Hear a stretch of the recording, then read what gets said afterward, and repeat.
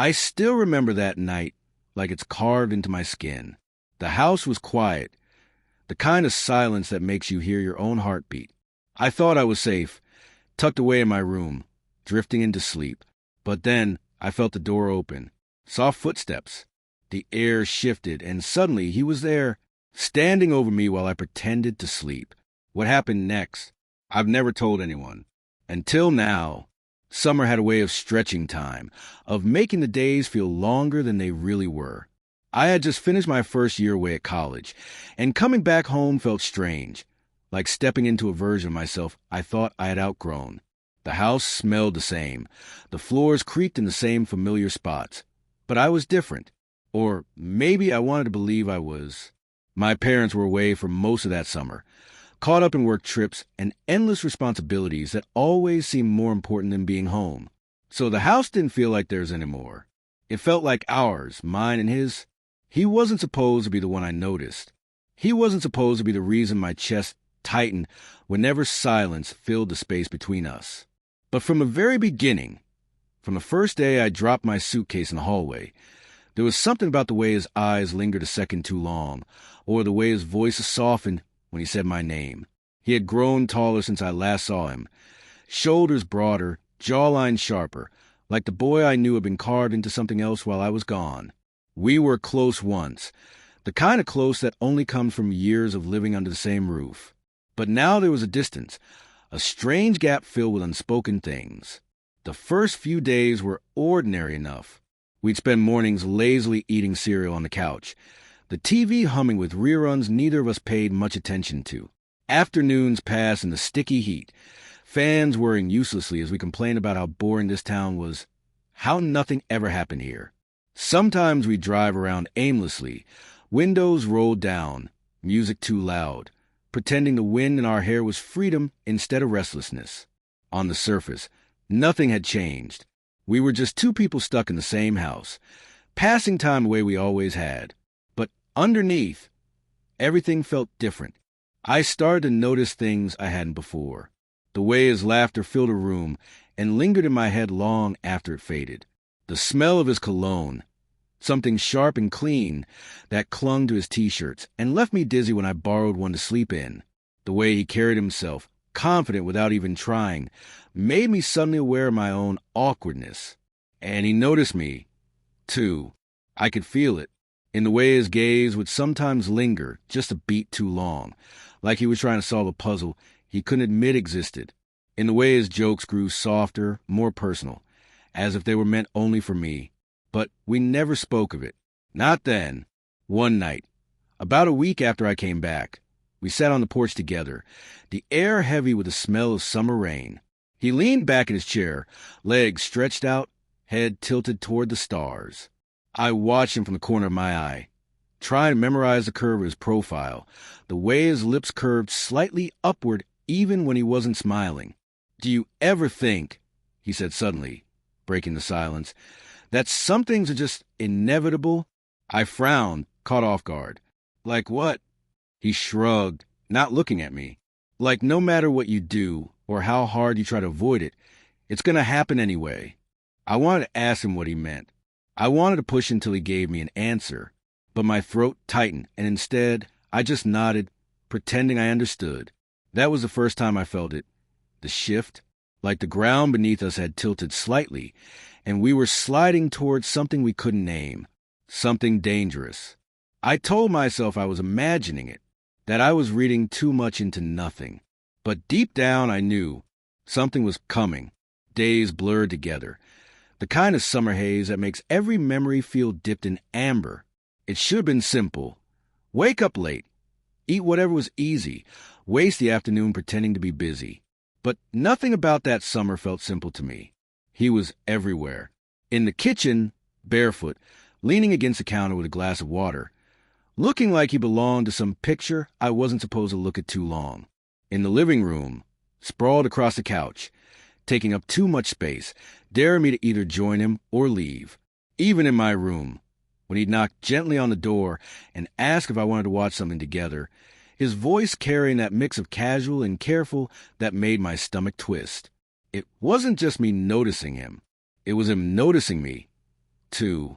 One afternoon, I caught him staring, not in the obvious way, but in the way people do when they think no one is watching. His eyes lingered just a moment too long, flickered with something unreadable before he quickly looked away. I told myself it was nothing. People look at each other all the time, but the heat in my chest said otherwise. We had always been close growing up. Movie nights, late-night talks, dumb little arguments that never lasted longer than a day. But this closeness felt different. It carried weight, a silence between words, a spark beneath every ordinary gesture. One night, we ended up playing cards on the floor of the living room. A storm had knocked out the power, and the only light came from a cluster of candles flickering on the coffee table. The air was thick, the kind of stillness that made every sound feel louder. He shuffled the deck lazily, his eyes on me more than the cards. "You're terrible at this game," he teased. Not true. I shot back, though I barely paid attention to the hand I was holding. My palms felt damp, my throat tight. He smirked, leaning closer, the flame's glow softening the sharp lines of his face. "You always fold too early. You're scared to take risks." Something in the way he said it. It wasn't just about the game. I felt it. I knew it. And I hated how much it thrilled me. I laughed it off, tossing my cards aside. Or maybe I just don't like losing. For a second, the silence stretched between us. His eyes locked on mine, dark and searching, as though he was daring me to admit something neither of us was ready to say. Then the moment passed. He leaned back, the smirk returning, and the air rushed out of my chest like I'd been holding it too long. After that night, everything felt sharper. His presence was louder, his absence heavier. I found myself memorizing his routines. When he woke up, how he liked his coffee, the songs he hummed under his breath when he thought no one was listening. It was dangerous, obsessive even, but I couldn't stop. And then came the day that changed everything. It was a Saturday afternoon, unbearably hot, the kind of day where the air itself felt like it was pressing against your skin. I was lying on my bed, half asleep, when I heard a soft knock at the door. Before I could answer, it opened, and there he was, standing in the doorway, a faint smile tugging at his lips. "You busy?" he asked. I shook my head, sitting up quickly, maybe too quickly. My pulse was racing, though I couldn't say why. "Come downstairs," he said. "I want to show you something." I followed him, my footsteps quiet against the floorboards. He led me to the backyard, where the old swing set still stood, rusted at the edges but sturdy. I hadn't sat on it in years, not since we were kids. He motioned for me to sit, and I did, the chains creaking under my weight. He pushed me gently at first, then harder, the air rushing past my face as I swung forward and back. For a moment, it felt innocent again, like we were kids, like nothing had changed. But then I caught the look in his eyes as he watched me, the way his hand lingered on the chain when he stopped me from swinging too high. It wasn't innocent anymore. I didn't say anything. Neither did he. But something had shifted between us, subtle and undeniable. And as the sun dipped below the horizon, painting the sky in streaks of orange and pink, I realized I was holding my breath again, waiting, anticipating, terrified of what might happen if the silence broke. Something was coming. I could feel it. The summer days kept passing, each one leaving me more restless than the last. There was nothing remarkable about them. Lazy mornings, long afternoons, quiet evenings. But beneath the normalcy, I could feel the weight of something building. It was in the way we'd move around each other in the kitchen, close enough to brush shoulders, but never quite touching. In the way our conversations grew shorter, less about the words themselves and more about the pauses in between. Every silence carried a meaning I didn't dare name. Sometimes I caught myself studying him too closely.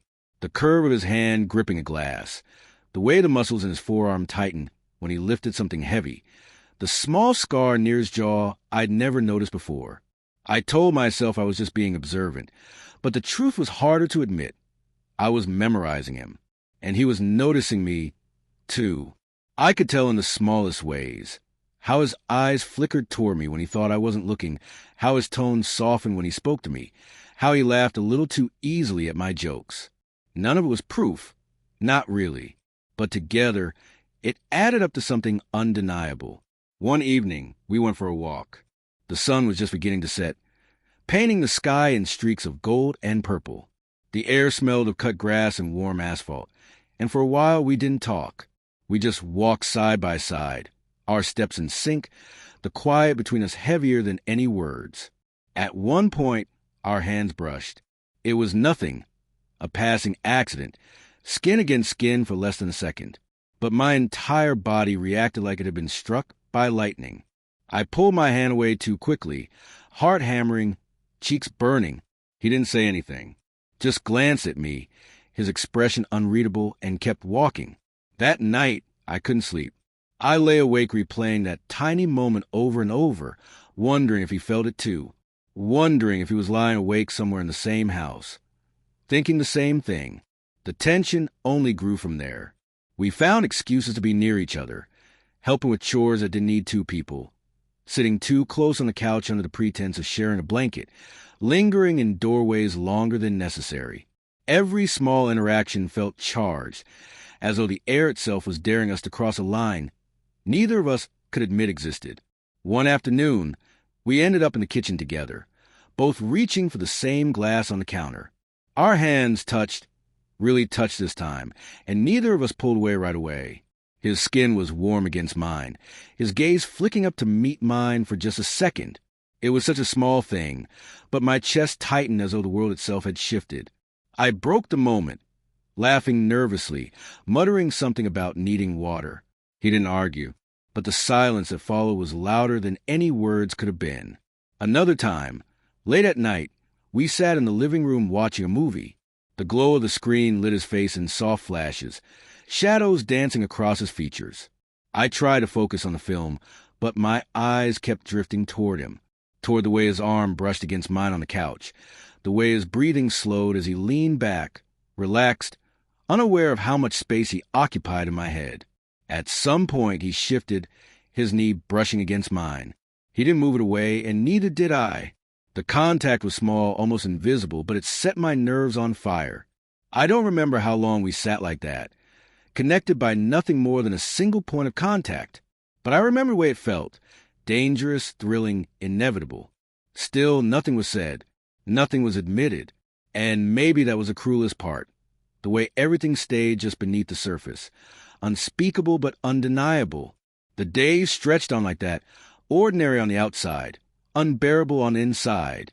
Every laugh, every glance, every accidental touch felt like another step closer to something we couldn't undo. I kept telling myself I could stop it, that I could pull back, keep things normal, pretend the shift hadn't happened. But every time I tried, I failed, because the truth was, I didn't want to stop. And deep down, I knew he didn't either.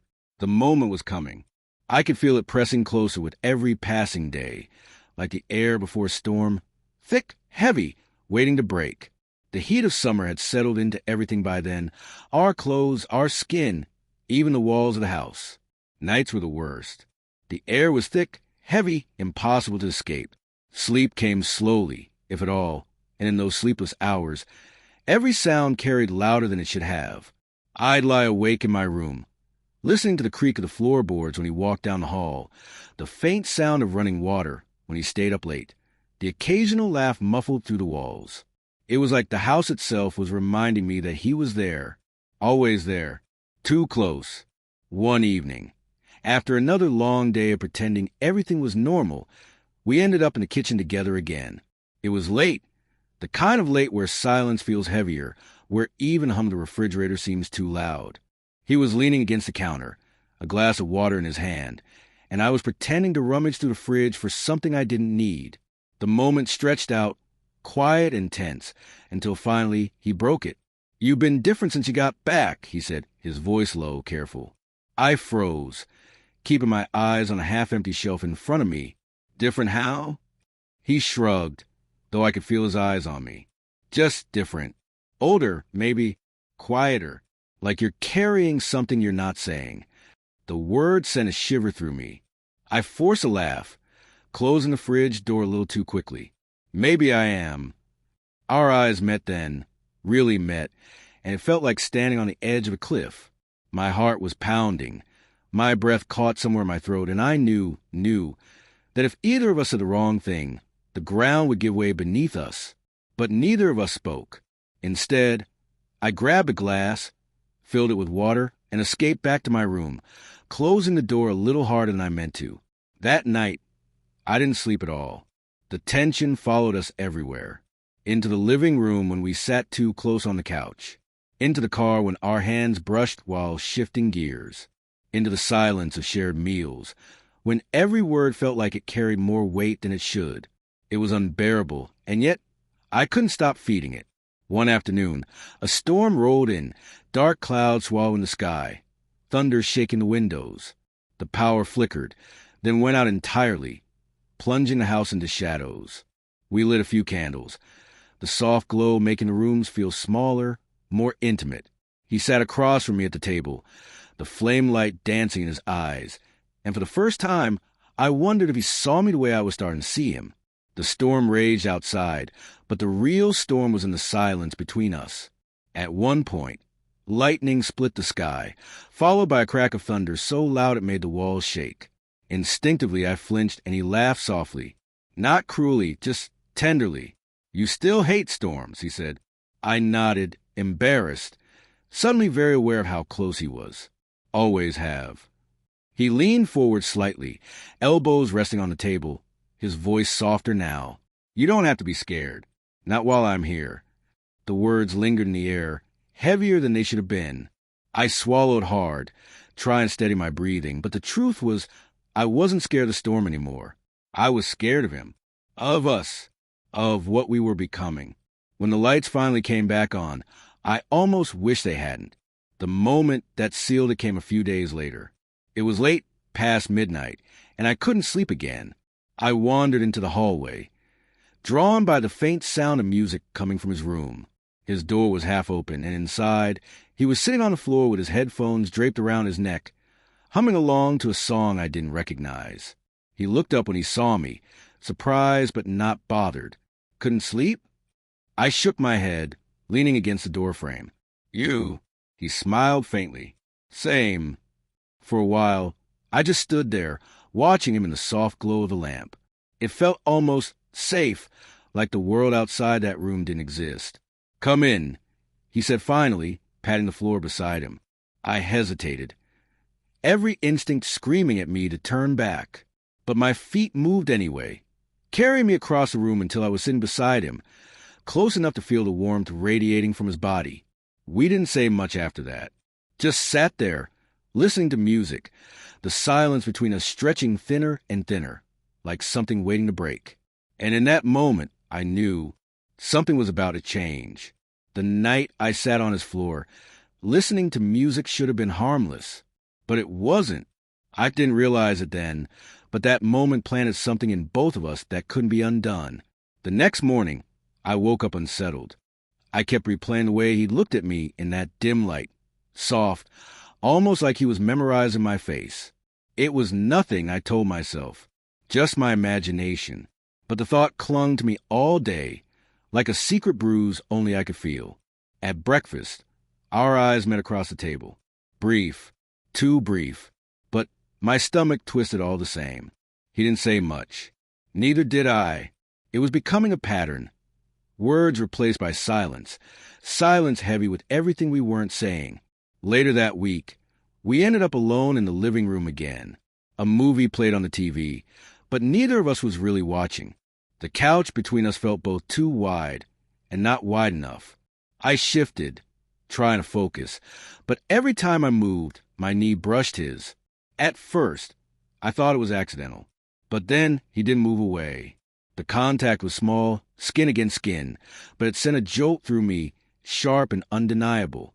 My breath caught. I didn't dare look at him. Minutes passed. The movie droned on, and still, our knees touched.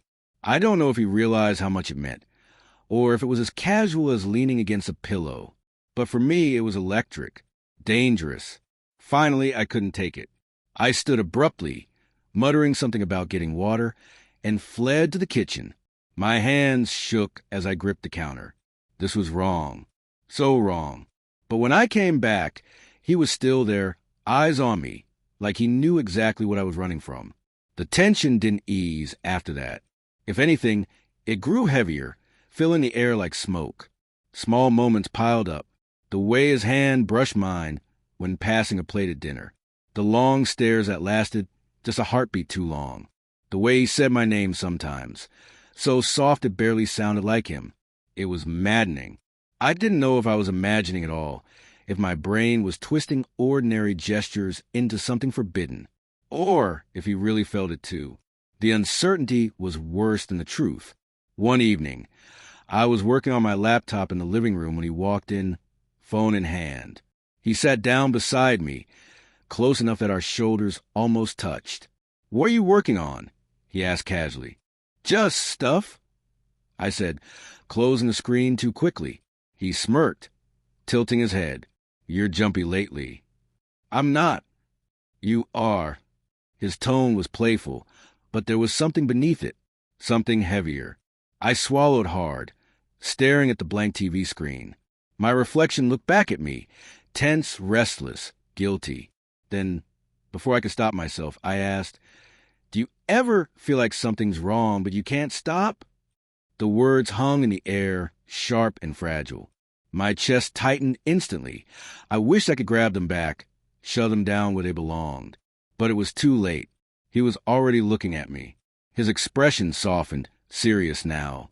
He didn't answer right away, and the silence was deafening.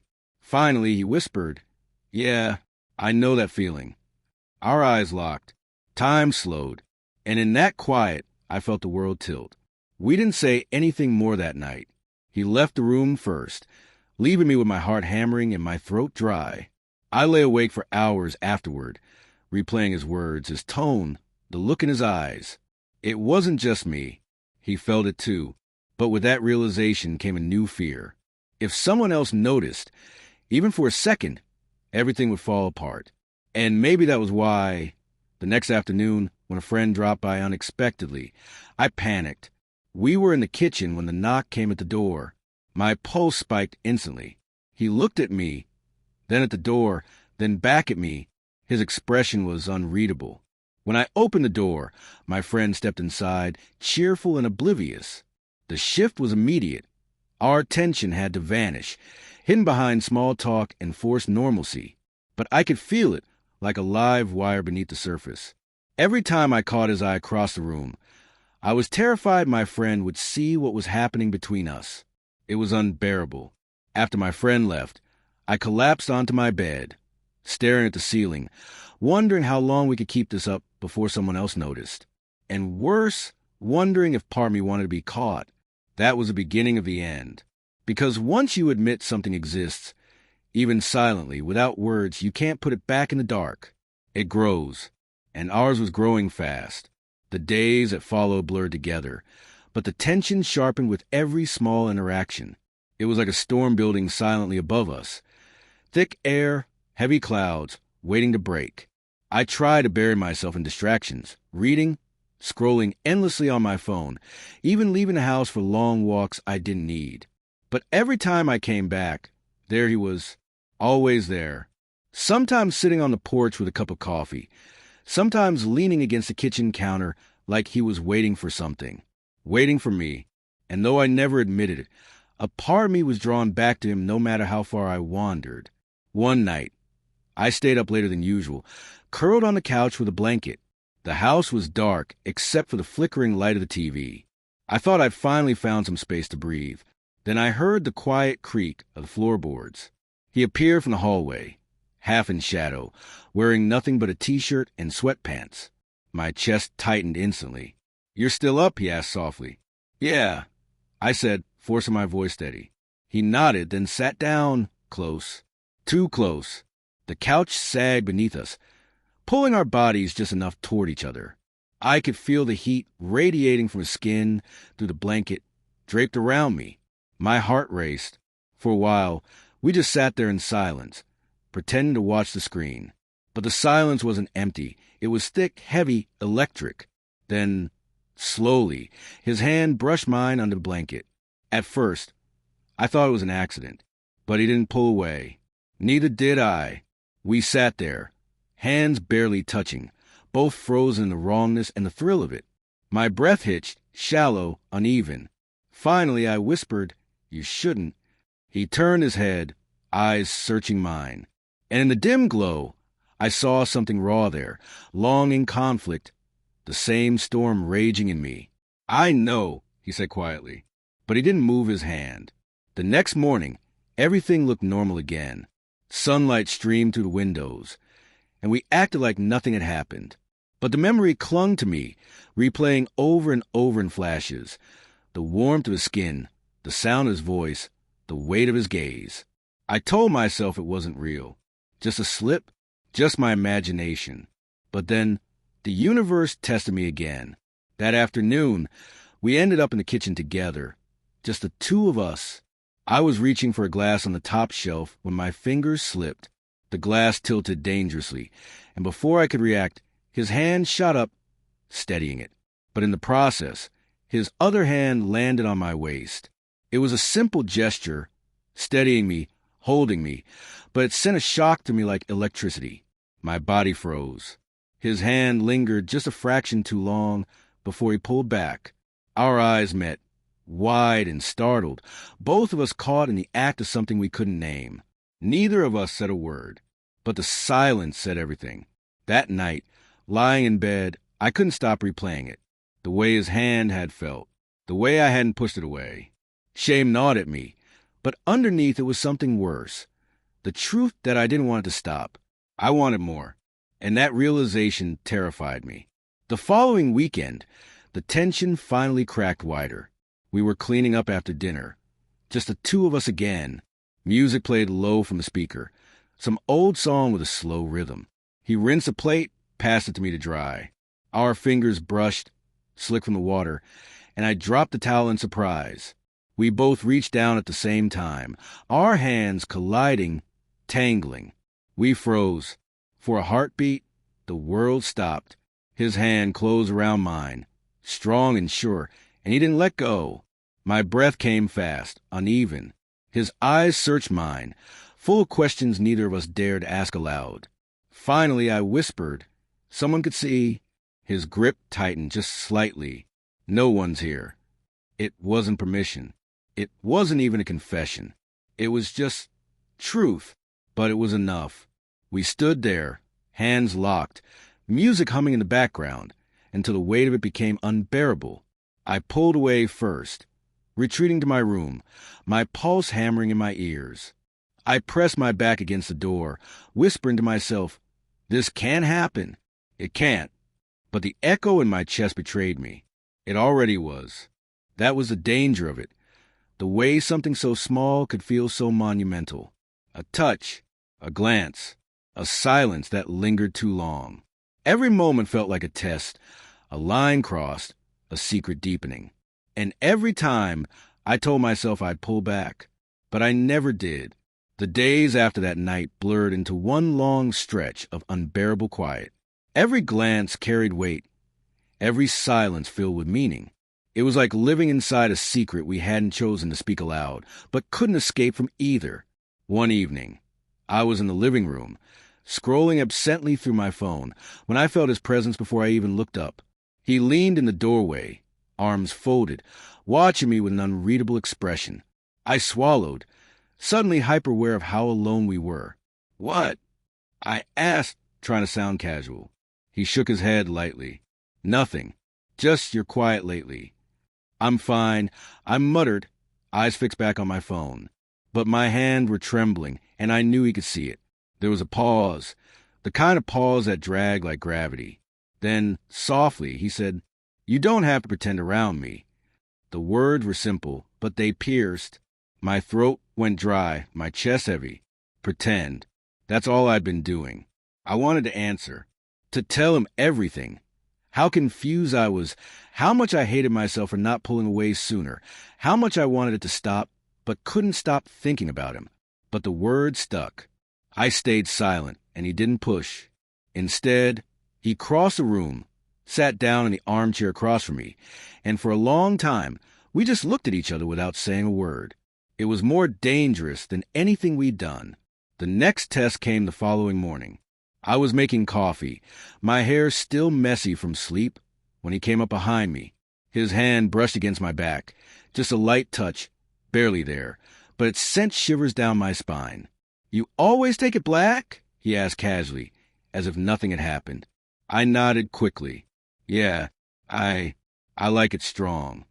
He smiled faintly. "Figures." I should have moved away. But instead, I stood there, letting the silence stretch, letting him linger too close. Every move felt like a dare. The line almost snapped a few nights later. We were watching a movie in the dark, the only light coming from the screen. The couch pressed us close, closer than it should have. At some point, my head tilted back against the cushions, and his arm brushed against mine. Neither of us moved. Minutes passed like hours. My heart pounded so loudly I was sure he could hear it. Then, without warning, he shifted, leaning slightly toward me. My breath caught.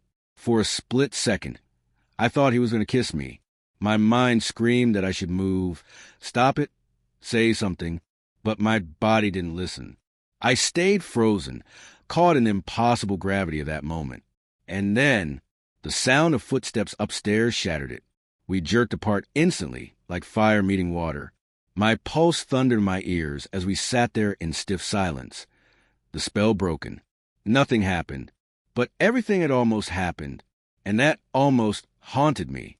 Later, lying in bed, I couldn't sleep. The walls felt too thin, the air too heavy. I kept replaying that moment. The way his face had inched closer, the way I hadn't pulled away. What scared me most wasn't that he might have kissed me. It was that I wanted him to. The tension only deepened after that. We moved around each other like magnets, pulled closer despite every effort to resist. At dinner, I caught his eyes lingering too long. In the hallways, our shoulders brushed in ways that weren't quite accidental. Every goodnight carried the weight of words unspoken. It was torture, slow, deliberate torture, and it was only a matter of time before the silence broke. One afternoon, I was sitting at the table, sketching absently in a notebook, when he walked in. He stopped when he saw me, then pulled out the chair across. For a while, he just watched me draw, his chin resting on his hand. "What are you thinking about right now?" he asked suddenly. The question caught me off guard. "Nothing. Just stuff." He leaned closer across the table. "No, really. What's on your mind?" I hesitated, my pen trembling against the page. The truth sat on the tip of my tongue, heavy and dangerous, but I couldn't say it. So instead, I whispered, You're on my mind." The words slipped out before I could stop them. His eyes darkened, lips parting as if to respond. But then he froze, biting back whatever he was about to say. Silence. Crushing, suffocating silence. Finally, he stood up muttering, "I should go." And just like that, he was gone, leaving me alone with the echo of what I'd admitted. That night, I pressed my face into the pillow, burning with shame. I shouldn't have said it. But deep down, I knew it was the only true thing I'd spoken in weeks. And now, there was no taking it back. The days blurred, heavy with a tension so thick it felt like another presence in the house. We stopped pretending not to notice each other. Every glance lingered too long. Every word felt loaded. It happened one rainy evening. The storm outside rattled the windows, thunder rolling like a warning we refused to hear.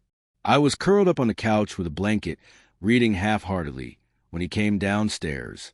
His hair was damp, his shirt clinging slightly from the rain he must have walked through. He sat at the far end of the couch, too far, and yet still too close. For a while, neither of us spoke. The storm filled the silence. Finally, he said quietly, "I can't stop thinking about what you said the other day." My chest tightened. He was talking about my confession. "You're on my mind." I looked down, my fingers clutching the edge of the blanket. "I didn't mean it like that." "Yes, you did." His voice was steady, low. My head snapped up, meeting his eyes. The storm lit the room in flashes, shadows sharp across his face. And in that second, something snapped inside me. I threw the blanket aside and stood, pacing, trying to breathe. "You don't understand," I said, my voice breaking. "This can't happen. We can't." He rose too, closing the space between us. "Then tell me to stop," he said simply. His eyes searched mine, steady, calm, almost daring me. "Tell me to walk away. Right now. I will." The words hung there like a challenge.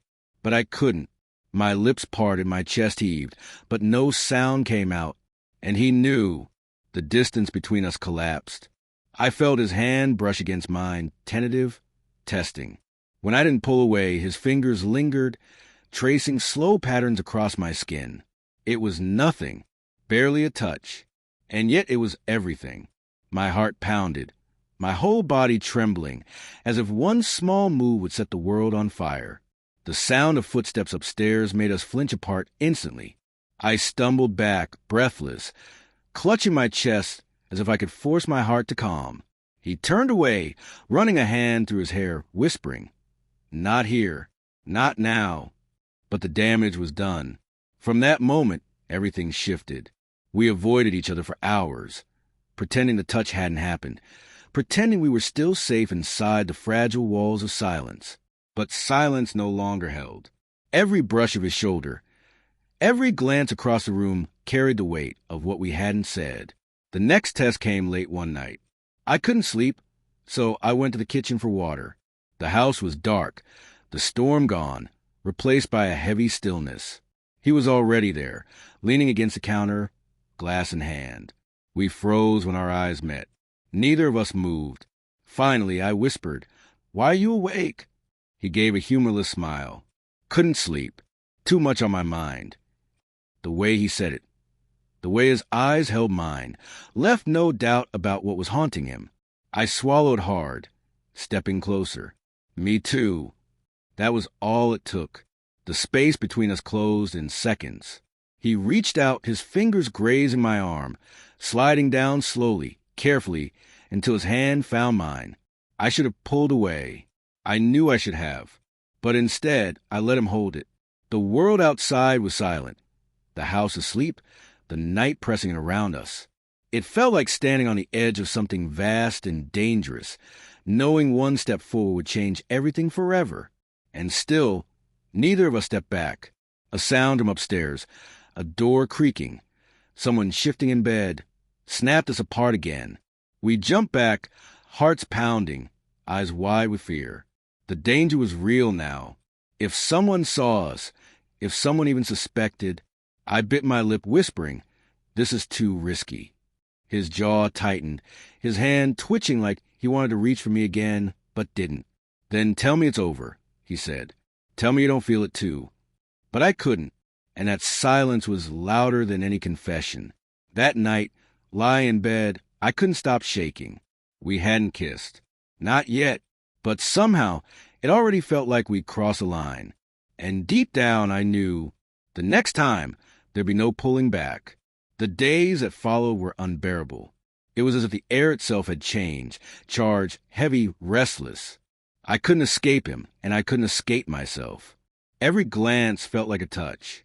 Every silence screamed louder than words ever could. We had crossed into dangerous territory, and yet neither of us stopped. One evening, the family gathered for dinner. The table was crowded, voices filling the space with laughter, clinking silverware, and casual chatter. But beneath it all, my nerves were raw, my skin burning under the weight of his presence. He sat across from me, looking composed, casual even, but I saw the flicker in his eyes whenever they found mine. At one point, his knee brushed against mine under the table. Just the slightest touch, accidental maybe. But when I moved my leg away, his followed. The contact lingered. I couldn't breathe. I forced myself to laugh at a joke someone made, praying no one noticed the redness in my cheeks. But all the while, the world above the table was noise. The world below was fire. Later that night, I was in the hallway when it happened again. I turned a corner too quickly, and he was suddenly there. My shoulder collided with his chest, and for a moment we froze. Too close, too still. His hand instinctively reached out, steadying me, fingers pressing into my arm. I should have pulled back. I should have laughed it off, walked away. But I didn't. I stood there, my breath catching, his hand heavy and warm on my skin. The house was alive with voices just a few rooms away. If anyone stepped into the hall, if anyone saw us, and yet, in that frozen moment, I didn't care. "Do you know what you're doing to me?" he whispered, his words almost inaudible, like he didn't trust himself to speak them out loud. My throat went dry. I don't. "Yes, you do." His voice cracked, equal parts anger and desperation. "You have to know." I opened my mouth, but nothing came. My chest was a storm, my thoughts a blur. The sound of footsteps from the living room shattered it. We jumped apart like guilty children, my heart racing so fast, I thought it might give me away. That night, I lay in bed, staring at the ceiling, my body still buzzing from the nearness of him. I wanted him. I feared him. I hated myself for both. The questions spun in my mind like blades. What if someone finds out? What if I ruin everything? What if this isn't even real? What if it's just in my head? But deep down, I knew it wasn't, because when he looked at me, I saw it mirrored back. The breaking point came a few days later. It was late. The house was asleep. I went downstairs for a glass of water, trying to calm my restless thoughts. The kitchen was dark, lit only by the glow of the street lamp outside. And then I heard the creak of the stairs. I turned, and there he was. We didn't speak. We didn't need to. The silence between us was alive, thick with everything we hadn't said, everything we'd been holding back. He stepped closer. My breath hitched. Another step. My back brushed against the counter. He was in front of me now, close enough that I could feel the warmth radiating off him. "Tell me to stop," he whispered again, his voice trembling this time. "If you don't, I swear I—" But I didn't. I couldn't. The space between us evaporated. His hand lifted, hovering just shy of my cheek, waiting, asking without words. The sound of a door upstairs opening broke the spell. We jumped apart again, like gravity itself had shoved us away. But it was too late. Something irreversible had happened in that almost touch, in that moment of silence where I should have stopped it, but didn't. That night, lying awake, I knew there was no turning back. It wasn't if something would happen. It was when. And the terrifying truth was, I wanted it to. The night it happened, the house was too quiet. Not the peaceful kind of quiet, but the kind that makes you feel watched. I remember lying in bed, staring at the ceiling, the faint fan above me spinning shadows across the room. Sleep wouldn't come. My body was restless, my thoughts even worse. Every sound in the house made me flinch. The creak of pipes, the shift of wood, the distant murmur of a car passing outside. And then, the softest sound of all, my door. At first I thought I had imagined it, but then came the click, the careful push of hinges, the breath of air that slipped through the crack. My pulse spiked. I didn't move. I didn't dare. Footsteps, slow, measured, like someone was trying not to be heard. And then he was there, standing in the doorway, watching me. I squeezed my eyes shut, forcing my breathing into something steady, pretending to be asleep. My body betrayed me. My heart slammed against my ribs, so hard I thought he could hear it. The silence stretched. Heavy, endless. Finally, the soft thud of the door closing. And then, closer. His steps, careful, hesitant, each one pulling him nearer, until I felt the shift of weight in the air beside me. He was standing over my bed. I kept my breathing slow, shallow. My mind screamed, why is he here? But my body already knew. The mattress dipped. My whole body tensed as he sat down, his weight sinking into the bed frame. His hand brushed against the blanket, not touching me yet, but close enough to feel the ghost of it. I almost turned, almost opened my eyes and said something, but I didn't. I stayed still, and in that stillness, I felt him lean closer. His breath was warm, uneven, fanning against my cheek. He whispered, so soft I thought I had dreamed it. "Are you awake?" My lips parted, but no sound came. I couldn't answer. Not yes, not no. The silence was its own reply. He lingered there, inches away. I could feel his conflict, like the air itself was trembling with it. Minutes passed, maybe seconds, maybe hours. Time had no meaning anymore. Finally, I turned just slightly. My eyes opened, our gazes locked in the half-dark. His face was raw, stripped of the mask he wore in daylight. His eyes burned, fear, hunger, shame all tangled together. "I shouldn't be here," he whispered. His voice cracked. "Then go," I whispered back. My voice was barely audible, trembling, but he didn't move. Neither did I.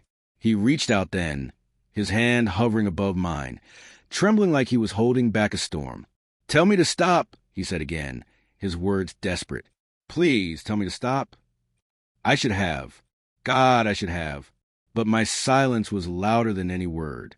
And in that silence, his fingers brushed mine, the smallest touch. Barely there, but it felt like an earthquake. I inhaled sharply, my whole body shuddering. The look on his face told me he felt it too. We were past the point of no return. The weight of the moment crashed over me. The fear of being discovered, the shame of what this meant, the undeniable pull between us. I thought of everything I stood to lose. And yet, I didn't move. Not away, not toward. Just there, trapped between what I knew was right and what my body refused to let go of. And in that fragile, breaking moment, I realized nothing would ever be the same again. The air in the room felt different now. Thicker, heavier, almost impossible to breathe. His hand lingered near mine, our fingers grazing, pulling apart, grazing again, like magnets testing the limits of their pull. Neither of us said anything. Words would have shattered it all. Instead, there was only silence and the steady rhythm of my heart pounding so violently I was sure it could be heard. He swallowed hard. I saw the way his throat tightened, the way his chest rose, and felt like he was on the edge of drowning. "I shouldn't," he whispered again, but he didn't finish. The rest of his words got swallowed by the space between us. I could have stopped him. I should have. But instead, I whispered, barely audible, then, "Don't." His eyes locked onto mine. A storm raged there, fear and desire fighting like fire and water, each trying to consume the other. Slowly, carefully, as if waiting for me to flinch, his hand settled over mine. My breath hitched. It was such a small thing. Fingers pressed against fingers, skin against skin, but it carried the weight of everything unspoken between us. The risk, the danger, the undeniable need. I wanted to pull away. I wanted to run. But I didn't, because some part of me, maybe the part one had buried deepest, had been waiting for this moment. Minutes felt like hours.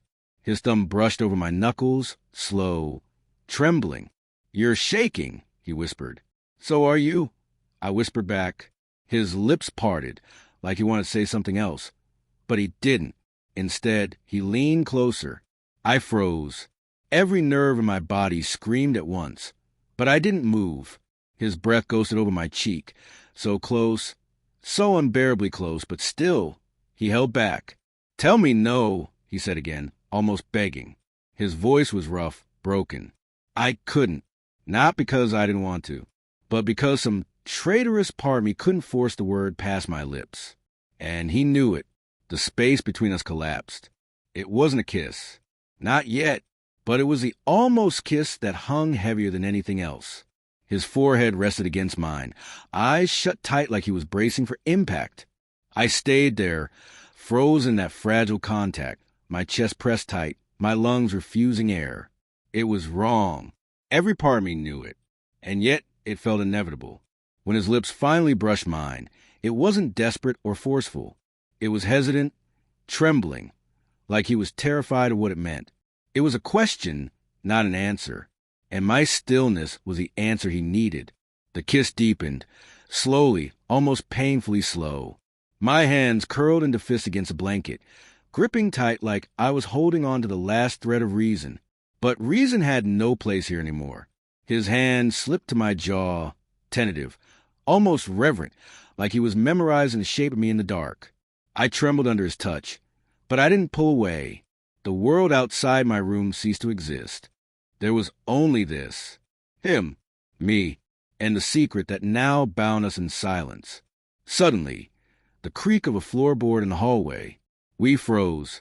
My breath caught. His body went rigid. The spell shattered in an instant. Someone else was awake.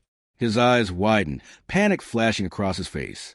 He pulled back, but his hand lingered on mine, squeezing once as if to say, "Don't forget this happened."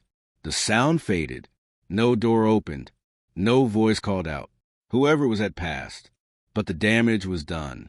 Our secret was no longer just ours. It lived dangerously close to discovery now. He pulled away fully then, standing beside my bed, his chest heaving like he'd run miles. I turned my face toward the wall, tears welling in my eyes, though I didn't understand why. Shame, fear, thrill, regret, all of it tangled into something I couldn't name. "Good night," he whispered finally, his voice trembling. And then he left. The door clicked shut, but the echo of him, his touch, his kiss, stayed behind like a ghost I couldn't banish. I lay awake until morning, my body still buzzing, my mind torn 1,000 directions. What had just happened? What had I let happen? And worse, what would happen next? The morning after was unbearable. Sunlight poured through my curtains like nothing had changed, but everything had. My chest ached. My lips still tingled with the memory of his, and every sound in the house felt louder, sharper, as though the walls themselves knew what I had done. When I finally dragged myself out of bed, I found him in the kitchen. He stood by the sink, his back to me, coffee mug in his hand. For a moment, I thought maybe he'd act like nothing happened. Maybe we could pretend it was just some fever dream. But when he turned and his eyes caught mine, I knew pretending was impossible. The silence between us was suffocating. "Morning," he said finally, his voice too casual, too forced. "Morning," I whispered back. Neither of us moved closer. Neither of us smiled. We just stood there, two people carrying the weight of a secret too heavy for daylight. The hours crawled by.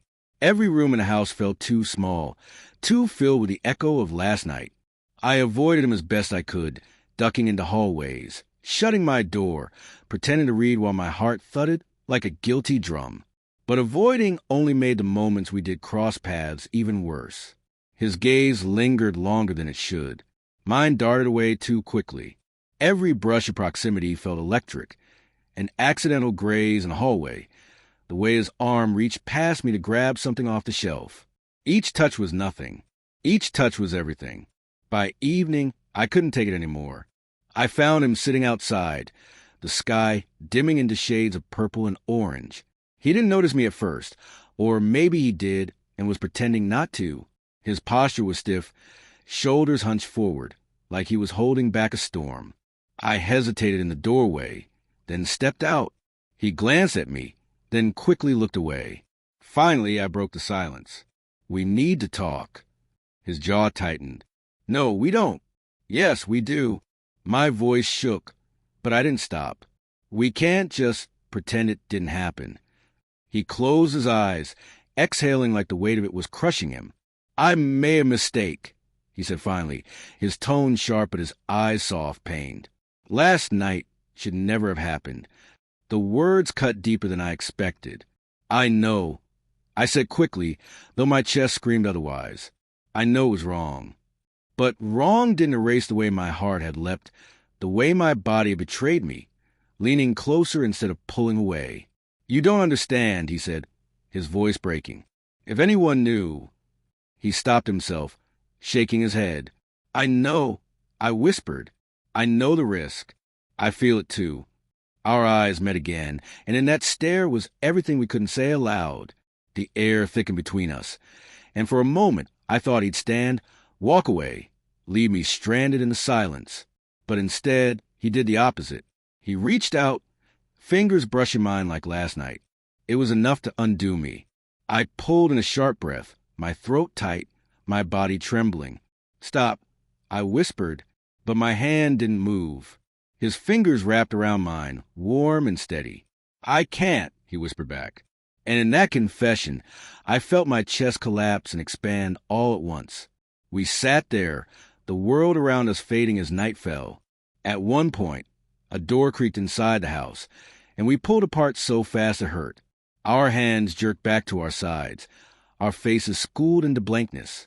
But once the sound faded, our eyes found each other again. It was torture, wanting what I couldn't have. needing what I shouldn't need. Later that night, when the house was quiet again, I lay in bed, staring at the ceiling. I thought about the way his hand had held mine, the way his voice cracked when he said he couldn't stop. And though every rational thought screamed that this was dangerous, reckless, forbidden, my heart whispered a different truth, that I didn't want him to stop, that maybe, deep down, I didn't want to either. That night, I swore to myself I'd lock the door. I even turned the knob twice, testing it, as though that flimsy barrier could keep my own weakness from leaking out. But as the house went quiet and shadows stretched across my walls, I couldn't sleep. My heart drummed too fast. My breath came too shallow. I wasn't just afraid of him coming back. I was afraid of what I'd do if he didn't. Sometime after midnight, I heard it, the faint click, the shift of air as my door eased open. My entire body tensed, though part of me had been waiting. He stepped inside, silent, careful, like someone who knew he shouldn't be there. The hallway light framed him in gold, and for a moment, he just stood at the edge of my room, staring. I pretended to be asleep, my breath measured, my body stiff with anticipation. But when he whispered my name, soft, almost broken, I couldn't keep up the act. My eyes fluttered open, our gazes locked in the dark. "You shouldn't be here," I whispered. "I know," he said. His voice cracked, "but I can't stay away." The word sent a shiver through me. A warning, a confession, a plea. I sat up slowly, the blanket pulling at my waist. My pulse thundered as he moved closer, each step deliberate, like gravity was dragging him toward me. By the time he reached the edge of my bed, I should have pushed him back. I should have screamed, demanded he leave, reminded us both of the line we swore not to cross again. Instead, I whispered, "Why are you doing this to me?" His answer was immediate. "Because I feel it too." That was it. The thread, holding everything together, snapped. He reached for my face, his touch trembling, almost reverent. My breath hitched as his thumb brushed my cheek. I leaned into it without meaning to, betraying myself in the smallest, most dangerous way. And then his lips were on mine. Not hesitant this time. Not accidental. Desperate. Hungry. Everything we buried came spilling out, raw and unstoppable.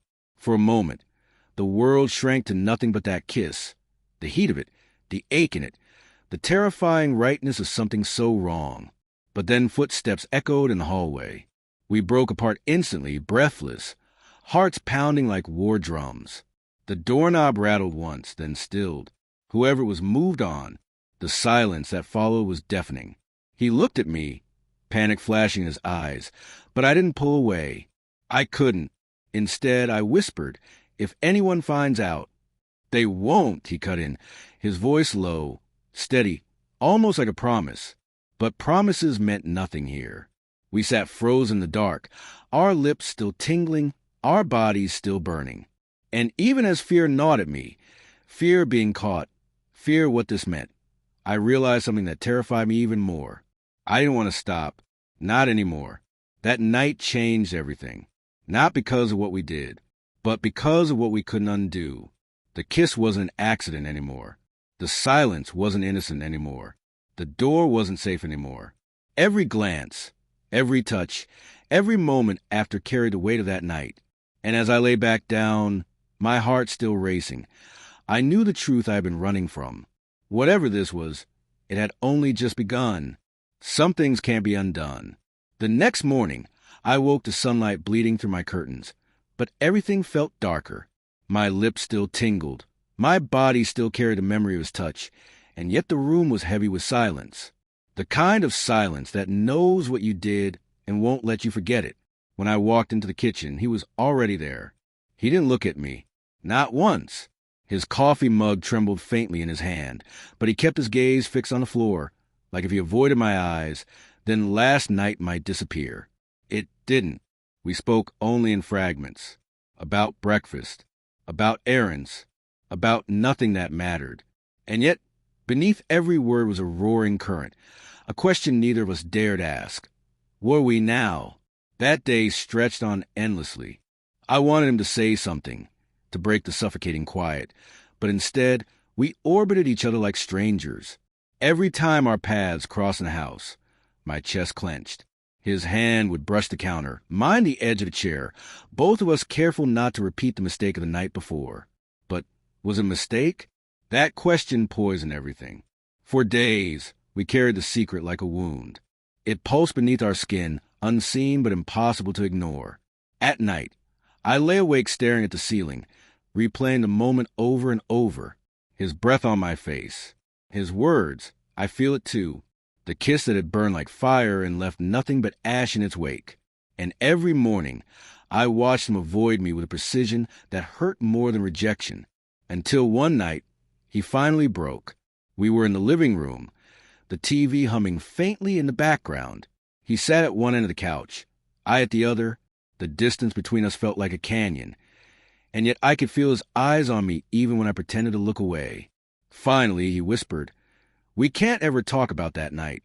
My chest tightened. So it meant nothing? His jaw clenched. It meant everything. That's why it can't happen again. The words cut deeper than I expected. They were supposed to protect us, but instead they sounded like a goodbye neither of us wanted to give. I nodded, even though my throat burned. Okay. After that, things shifted. We built walls where doors used to be. Conversations became shorter. Laughter disappeared.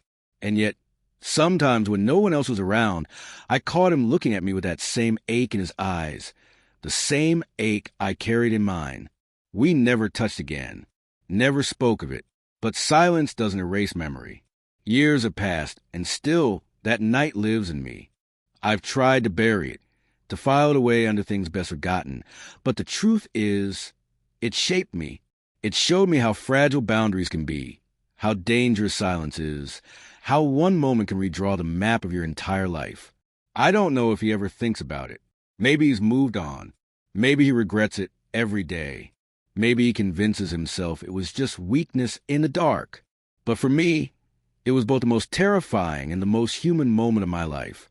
Sometimes I wonder what might have happened if we had confessed fully, if we had dared to face what we felt instead of burying it alive. Would it have destroyed us completely, or would it have set us free? I'll never know.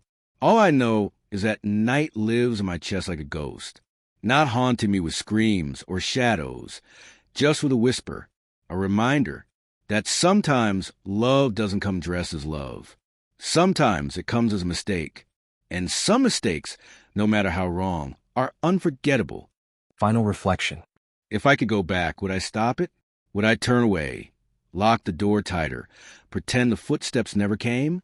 Part of me wants to say yes, to choose safety, to choose silence, to choose the version of me that never had to carry the secret. But another part, the quiet, dangerous part, knows I wouldn't. Because in that one fleeting moment, I felt something real, something raw, something I've never found again. And maybe that's the cruelest truth of all. If you've listened this far, I want to ask you something.